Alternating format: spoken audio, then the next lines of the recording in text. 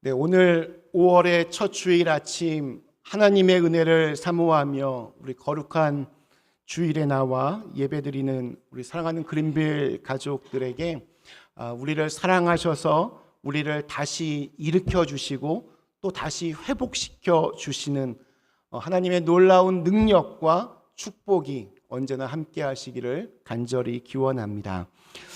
요즘 가스 값이 심상치가 않습니다. 전쟁의 영향으로 계속해서 오르고 있습니다. 주유소에 이렇게 들릴 때마다 이렇게 마음이 쓰립니다. 그런데 한국은 미국보다 훨씬 더 그 기름값이 비쌉니다. 지금은 없을 것 같은데 제가 한국에 있을 때만 해도 도로변에 이러한 그 이동 간판을 내걸고 사람들을 유혹하는 사람들이 있었습니다. 휘발유 싸게 팝니다. 혹시 보신 적 있으신가요? 휘발유 싸게 팝니다. 이렇게 간판을 이렇게 봉고차 같은 거에 해놓고 사람들을 유혹합니다. 정상 가격보다 훨씬 더 싸게 그렇게 표시해 놓습니다. 값이 너무 싸니까 사람들이 혹합니다. 그런데 거기서 기름을 넣으면 큰일 납니다. 왜냐하면 가짜 휘발유이기 때문입니다. 그러니까 진짜 그 휘발유는 조금 있고 물이나 뭐 이것저것 섞어서 가짜를 만드는 겁니다. 겉으로 보면 똑같습니다. 냄새도 비슷합니다. 그런데 그것을 넣고 달리다 보면 얼마 안 가서 차가 멈추게 됩니다. 엔진도 망가집니다.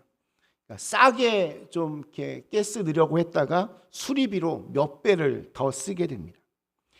가짜 휘발유의 문제는 하나입니다. 순수하지 않다는 겁니다. 다른 것이 섞여 있습니다. 예수님이 오늘 말씀하시는 마음의 청결함이 바로 그것입니다. 다른 것이 섞여 있지 않은 순수한 상태.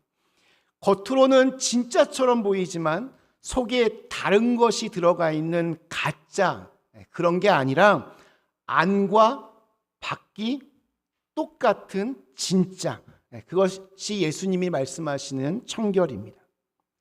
하나님을 믿는 사람들이 열심히 예배에 참석하고 또 교회에 봉사하는 것도 신앙생활에 굉장히 중요한 부분이겠지만 사실 그것보다 훨씬 더 중요한 것이 있습니다. 그것은 우리 믿는 사람들이 거룩하고 깨끗한 삶을 사는 것이라고 할 수 있습니다. 예수 믿는 사람들이 아무리 말을 잘하고 똑똑하고 뛰어나도 정직하지 않으면 다른 사람에게 영향을 줄 수 없습니다. 우리의 능력은 은사나 재능에 있는 것이 아니라 정결함에 있습니다. 우리 무당들, 혹시 무당 만나 보신 적 있으신가요? 그걸 이렇게 큰 소리로 이렇게. 근데 무당을 찾으러 갈 때 무당의 조건을 보시나요? 윤리적으로 이 무당이 얼마나 깨끗한가 그것을 보고 결정하십니까? 무당들은 윤리적으로 깨끗하지 않아도 전혀 문제가 되지 않습니다. 그냥 단지 용하기만 하면 됩니다.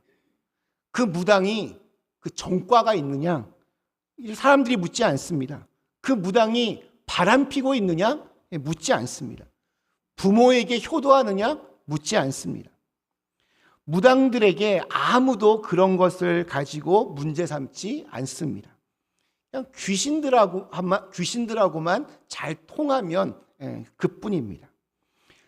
자, 그러나 하나님을 모르는 세상 사람들조차도 목사에 대해서 또 성도들에 대해서 교회에 대해서 다른 것을 기대하고 자기보다는 조금 더 높은 그런 도덕적인 기준을 요구합니다. 얼마나 깨끗한지, 얼마나 정직한지, 얼마나 착한지를 우리에게 물어보고 또한 그런 것들을 요구합니다. 우리 교회에 다니다 보면 가장 많이 듣는 말 중에 하나가 이런 겁니다. 교회에 대해서 실망했습니다. 교회에 대해서 실망했다는 사람들 이렇게 있습니다. 근데 저는 그것을 나쁘게 보지 않습니다. 어떤 기대가 있으니까 실망하는 겁니다. 기대가 없으면 실망도 없습니다. 세상이 교회에 실망하는 것은 세상이 교회에 대해서 여전히 어떤 기대를 걸고 있다는 그러한 증거입니다. 그 증거를 저버리지 말아야 됩니다. 교회가 그 기대에 응답할 때 세상은 변합니다. 아무리 시대가 악하고 세상이 타락해도 교회와 성도들이 세상과 다르게 정직하게 거룩하게 착하게 산다면 그 시대는 아직 희망이 있습니다. 그러나 교회마저 진짜 답이 없을 만큼 타락하게 되어버리면 그 시대에 그 나라는 정말 소망이 없어 버립니다. 우리가 살고 있는 미국은 정말 너무나 많은 문제들을 가지고 있습니다. 마약, 성폭력, 총기 사건 등등 세계에서 이런 걸로 1등입니다. 그것도 압도적인 1등입니다. 그런데 참 신기하게도 미국은 망하지 않고 있습니다. 그 이유가 무엇일까요? 나쁜 사람들 정말 많이 있지만 반대로 착하고 경건한 사람도 아주 많기 때문입니다. 문제 많은 목사와 교회도 많이 있지만 정말 훌륭하고 반듯한 크리스찬도 아주 많기 때문입니다. 그래서 망하지 않고 이 사회가 이렇게 유지되고 있다라고 저는 생각합니다. 우리 산 위에서 전해진 인생 지침서 산상수훈 오늘 4번째 시간은 마음이 청결한 자는 복이 있다라는 말씀으로 시작합니다. 그리고 그런 사람은 하나님을 보는 축복을 누릴 수 있다라고 말씀합니다. 원래 하나님은 눈에 보이지 않습니다. 하나님은 영이시기 때문입니다. 그러나 마음이 청결한 사람, 깨끗한 마음을 가진 사람은 하나님을 볼 수 있다고 우리 주님은 가르치고 있습니다. 반대로 마음이 더러운 사람, 병들거나 오염된 사람은 하나님을 볼 수 없습니다. 우리 헬라어 원문을 보면 청결하다라고 하는 단어가 카타로스입니다. 이 단어는 2가지의 의미를 담고 있습니다. 첫 번째는 불순물이 섞이지 않은 순수한 상태입니다. 아까 처음 말씀드렸던 가짜 휘발유가 바로 이것의 반대의 모습입니다. 혹시 집에서 우유를 물에 타서 드셔본 적이 있으신가요? 아무도 없죠. 우유를 왜 물에 탑니까? 우유를 물에 타는 순간 우유는 우유가 아닙니다. 포도주에 다른 것을 섞으면 카타루스가 아닙니다. 있는 그대로의 순수한 상태. 하나님께서 하나님의 형상으로 처음 창조하셨을 때의 그 영혼을 간직하고 있는 상태. 안과 밖이 같은 상태가 바로 청결함입니다. 2번째 의미는 나뉘어지지 않는 상태, 즉 한 마음입니다. 하나님을 섬기면서 동시에 세상을 섬기는 것. 썬데이에는 교회 가고 월요일에는 무당을 찾아가는 것. 웃으면서 속으로는 어떤 저 사람을 향한 미움을 가지고 있는 것. 사람들 앞에서는 친절한 것 같은데 뒤로 가면 험담하는 것. 이런 거는 청결하지 않은 마음입니다. 우리 야고보서 4장 8절에 이런 말씀이 있습니다. 하나님을 가까이 하라. 그리하면 너희를 가까이 하시리라. 죄인들아, 손을 깨끗이 하라. 두 마음을 품은 자들아, 마음을 성결하게 하라. 하나님은 두 마음이 아니라 한 마음을 원하십니다. 그렇다면 이미 더러워진 우리의 마음은 어떻게 해야 청결해질 수 있을까요? 옷이 더러우면 세탁기에 넣으면 됩니다. 집이 더러우면 청소를 하면 됩니다. 눈에 보이는 것은 방법이 있습니다. 그런데 우리의 마음은 눈에 보이지 않습니다. 어떻게 해야 됩니까? 마음속에 쌓여 있는 그런 미움과 탐욕과 분노와 열등감, 어떤 음란한 생각과 오래되어 있는 원망들, 이런 것들을 어떻게 해야 씻어낼 수 있을까요? 어떻게 해야 마음이 청결해질 수 있을까요? 오래전에 어떤 TV에서 웅담 뭔지 아시나요? 그 곰의 간, 웅담 몸에 엄청 좋고 엄청 비쌉니다. 이 웅담의 효능에 대해서 강의를 했습니다. 이분이 그 먹물, 시꺼먼 먹물을 가득 담은 컵을 놓고 그 곰의 그 쓸개, 웅담을 조금씩 잘라서 이 시커먼 먹물에다가 이 웅담 조각을 하나씩 집어넣어서 먹물을 휘휘 저었습니다. 어떻게 됐을까요? 그랬더니 정말 놀랍게도 얼마 지나지 않아 그 컵의 물이 아주 맑게 되었습니다. 그 웅담이 시커먼 먹물을 다 빨아들이고 흡수한 것입니다. 참 신기한 일이었습니다.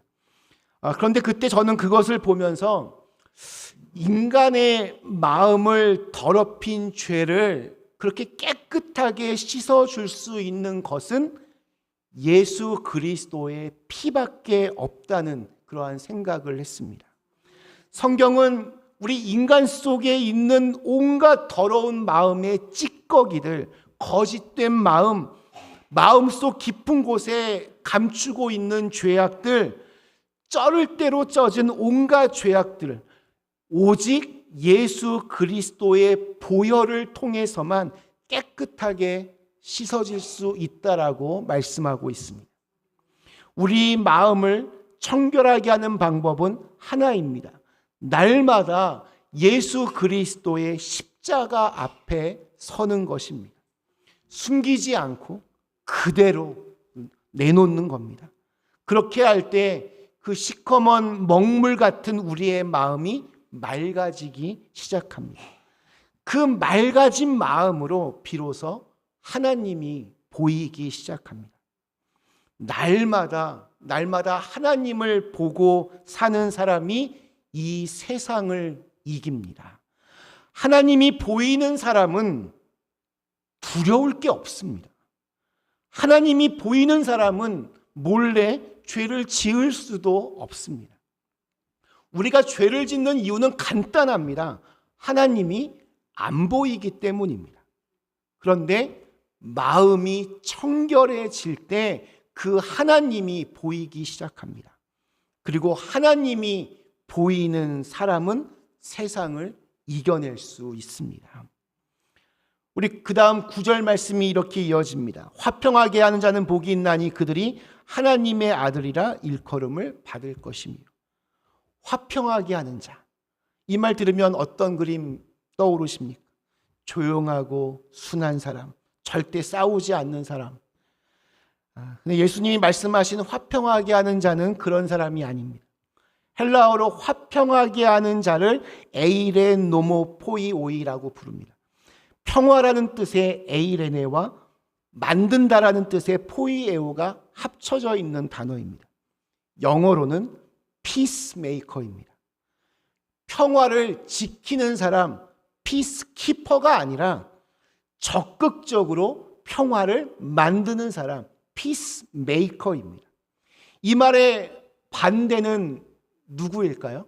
피스메이커의 반대? 트러블 메이커입니다. 다툼을 일으키는 사람입니다. 이런 사람은 어디를 가든지 사람과 사람 사이에서 문제를 일으킵니다. 난 할 말은 해 하면서 자기 의를 드러내려고 사람들을 깎아내리고 이 사람을 자기 편으로 만들려고 사람과 사람 사이를 이간질시킵니다. 서로 시기하게 하고 또 미워하게 합니다. 일터에서도 교회에서도 이런 사람들을 종종 만나게 됩니다. 사실 어떤 모임이든지 다툼이 일어날 수 있습니다. 사람이 모여 있는데 어떻게 안 싸우겠습니까? 제가 퀴즈 하나 내겠습니다. 저는 저희 아내를 참 사랑하지만 제가 부부싸움 했을까요? 안 했을까요? 네, 제가 저희 아내 엄청 사랑합니다. 하지만 싸웁니다. 네, 다툼이 일어납니다. 아무리 사랑해도 그거와는 별개로 다툼이 일어날 수밖에 없습니다. 교회에도 문제가 생길 수 있습니다. 그럴 때 정말 꼭 필요한 사람이 이렇게 화평을 만드는 사람들입니다. 우리 주위를 한번 둘러보십시오. 너도 나도 목소리가 크면 이긴다. 큰 소리 칩니다. 목소리 커야 이기는 줄 알고 남의 이야기는 전혀 듣지 않은 채 자기 말만 그냥 계속 크게 외쳐서 세상이 너무나 시끄럽습니다. 문제를 일으키는 사람들은 너무 눈에 많이 보이는데 화평하게 만드는 사람은 찾아보기가 정말 어렵습니다. 미국 대법관을 지냈던 워렌 버거라고 하는 분이 이런 말을 했습니다. 요즘에 그 판사들이 정말 쉴 틈도 없이 너무 소송이 많아서 이 판사가 정말 바쁘다고 합니다. 해마다 그 소송 건수가 늘어납니다. 그 이유에 대해서 이렇게 결론을 내립니다. 소송이 이렇게 해마다 늘어가는 이유는 가정과 교회가 그 기능을 잃어가기 때문이다. 이분의 말에 의하면 교회가 제 역할을 감당할 때에는 웬만한 충돌이나 갈등이 있어도 서로 그냥 양보하고 용서하면서 풀어나가려고 했다는 겁니다. 할 수만 있으면 교회 안에서 서로가 기도하면서 해결했고 가정 안에서 서로 용서하고 양보했기 때문에 굳이 법정까지 이렇게 갈 필요가 없었다는 겁니다. 그런데 교회가 도덕적인 힘을 잃고 더 이상 가족 간의 사랑의 관계를 유지하지 못하게 되자 아주 작은 문제만, 사소한 다툼만 일어나도 사람들이 스스로 그것을 감당할 힘이 없어서 무조건 법원으로 가지고 와서 다 이렇게 고소하게 만든다는 겁니다. 저는 굉장히 일리가 있는 지적이라 생각합니다. 우리가 알다시피 마귀는 분열의 영입니다. 트러블 메이커의 대표자입니다. 요즘 사람들이 점점 마귀를 닮아가고 있는 것 같습니다. 많은 사람들이 마귀처럼 서로 다른 사람을 향해서 손가락질하고 서로 정죄합니다. 너 때문에 내가 이렇게 힘들다고, 내가 죽는다고 그러면서 사람들을 갈기갈기 찢어놓고 있습니다. 우리 정치적인 입장이 이렇게 다르다고 해서 우리 한국에서는 보면 지금 지방선거하고 있지만 종북 좌파, 보수 꼴통 이렇게 부릅니다. 우리 미국에서도 얌체 민주당, 바보 공화당 서로 신나게 싸웁니다. 가정에서도 엄마는 엄마대로, 아빠는 아빠대로, 자녀들은 자녀들대로 자기의 입장과 상황을 이해하지 못한다고 서로 대화조차 하기를 피해 버립니다. 교회에서도 십자가 앞에 자신을 내려놓는 것이 아니라 다른 사람에 대해서 이렇고 저렇고 함부로 말하기를 좋아합니다.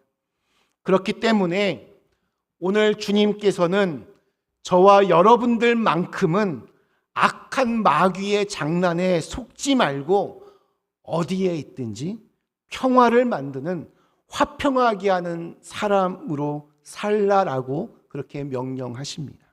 그런 사람이 하나님의 아들이고 하나님의 딸입니다. 마지막으로 예수님은 의를 위하여 박해를 받는 자가 복이 있다 말씀하십니다. 사실 이 복은 우리가 쭉 지금까지 살펴왔던 7가지의 복과 연결됩니다. 심령이 가난하게 살고 애통하고 온유하고 의를 갈망하고 긍휼히 여기고 마음을 청결하게 하고 화평을 만들어 가다 보면 반드시 세상과 부딪히는 자리가 생깁니다. 세상의 방식과 다르게 살기 때문입니다. 인생의 기준이 다르기 때문입니다. 자, 근데 여기서 한 가지 좀 중요한 거 하나 짚어야 합니다. 세상에서 어려움을 당한다고 해서 다 이 복에 해당하는 것은 아닙니다. 내가 실수해서 당하는 어려움이 있을 겁니다. 내가 고집을 부리다가 생겨지는 갈등이 있을 겁니다. 지나친 열정으로 주변 사람들에게 불편을 끼치기도 합니다. 그런 것 때문에 또 마찰이 생기기도 합니다. 이런 것들은 의를 위한 박해가 아닙니다. 어떤 분이 예배 마치고 빨리 집에 가도 되는데 괜히 교회에 늦게까지 남아서 수다 떨며 사람들 흉보다가 남편 밥도 차려주지 않고 집안 청소도 이렇게 안 하는 것을 보다 못한 남편이 이 아내에게 한마디 합니다. 왜 이렇게까지 늦게 들어오냐고 한마디 합니다. 그랬더니 이분이 교회에 와서 울면서 기도합니다. 오 주님, 저는 지금 남편에게 박해를 받고 있습니다. 주님, 저에게 축복을 주세요. 이런 건 박해가 아닙니다. 지혜롭게 우리가 좀 신앙생활을 할 필요가 있습니다. 교회보다 중요한 건 가정입니다. 그리고 가정보다 중요한 건 하나님입니다. 자, 그렇다면 의를 위한 박해라고 하는 것은 무엇인가? 우리 11절 말씀이 이렇게 증언합니다. 나로 말미암아 너희를 욕하고 박해하고 거짓으로 너희를 거슬러 모든 악한 말을 할 때에는 너희에게 복이 있나니. 나로 말미암아. 사람들이 오해하지 않도록 의를 위해 박해받는 것에 대해서 헷갈리지 않도록 너무나 명확하게 나로 말미암아, 곧 예수님을 위하여 받는 박해가 의를 위한 박해라고 그렇게 밝히고 있습니다. 그리고 예수님을 위하여, 의를 위하여 박해를 받는 사람은 천국을 소유한다라고 말씀하고 있습니다. 우리 부모님들은 자기 자녀를 위해서 고생하는 것을 감사함으로 감당합니다. 자녀들을 위해서라면 정말 뭐든지 합니다. 자기의 이 고생으로 그것 때문에 자녀들이 조금 더 행복한 삶을 누릴 수 있을 거라 믿기 때문입니다. 이처럼 우리가 어떤 가치 있는 것을 위해서 고난을 받을 때에는 고통 가운데에서도 기뻐할 수 있고 감사할 수 있습니다. 우리가 사모하는 하나님 나라는 그만한 가치가 있습니다.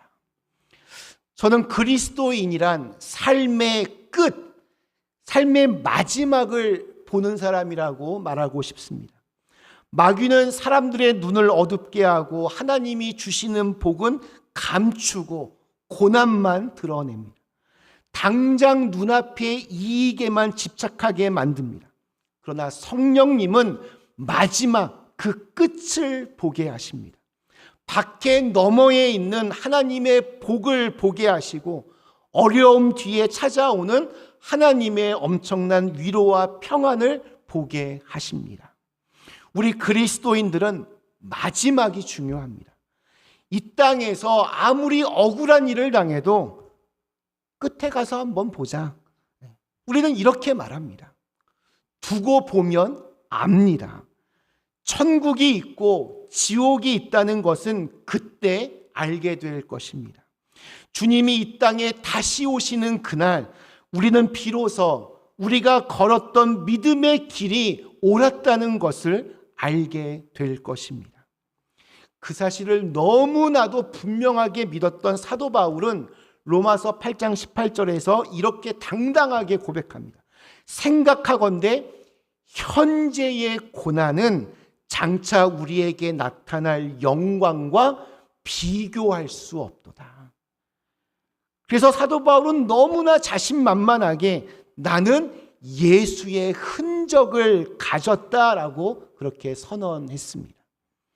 예수의 흔적.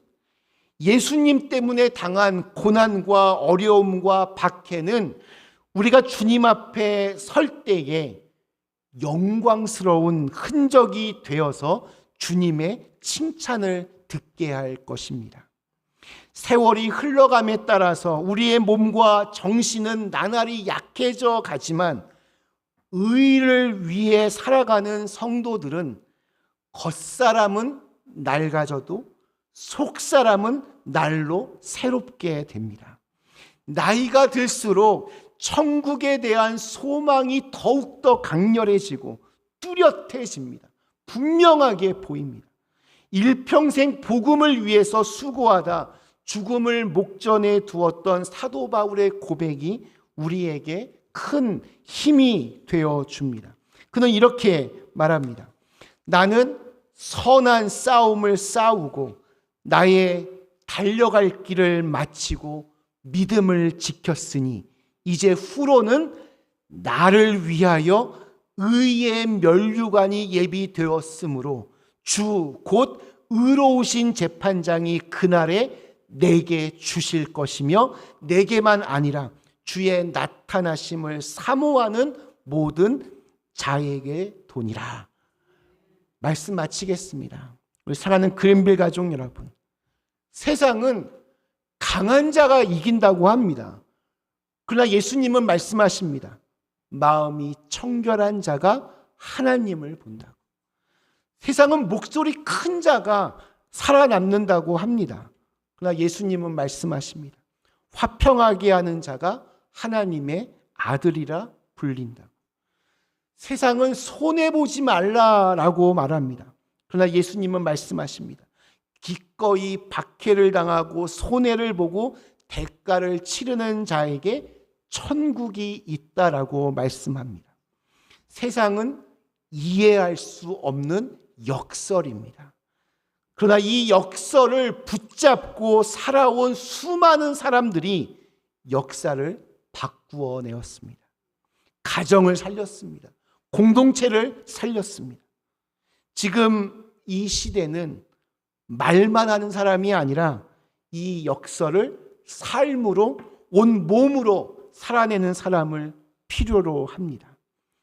청결한 마음으로 하나님을 보며 사는 사람, 갈등의 한 복판에서 화평을 만들어내는 사람, 손해를 보더라도 믿음의 길을 포기하지 않는 사람으로, 또한 하나님의 그래서 기쁨으로 살아가는 사람으로 살아가는 우리 그랜빌 가족들 다 되시기를 주님의 이름으로 간절히 축원합니다. 우리 주신 말씀을 생각하며 잠시 함께 기도하겠습니다.